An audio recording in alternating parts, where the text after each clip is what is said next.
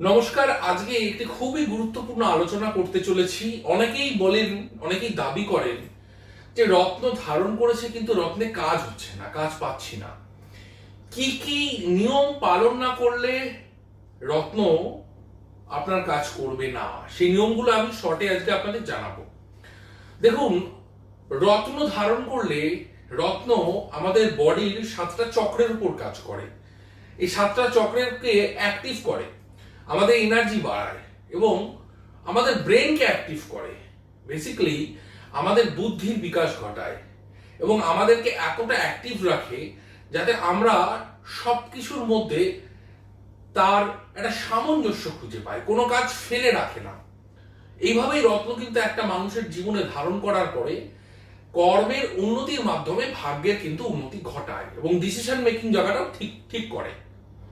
কিন্তু যারা রত্ন পরিধান করেও কাজ পাচ্ছে না, কেন পাচ্ছেন না? কয়েকটা কারণ আমি বলি।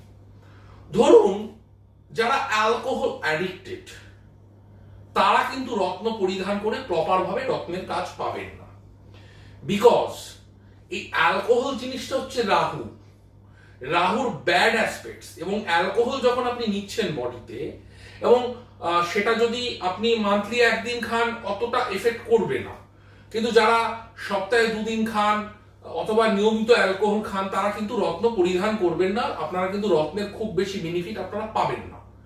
তার কারণ রত্ন যে পজিটিভিটি গুলো তৈরি করছে আপনার মধ্যে, সেম জিনিসটাকে নেগেটিভ করে দিচ্ছে ওই অ্যালকোহলটা।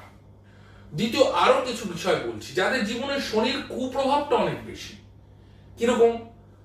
সকালবেলা দরজা জানলা বন্ধ করে অন্ধকার করে ঘরে থাকছেন, শনির ব্যাড এসপেক্টস, সানলাইট ঢুকছে না, রোদ শরীরে লাগাচ্ছেন না, একদম লাগাচ্ছেন না, সেক্ষেত্রে কিন্তু রত্ন কাজ করে না।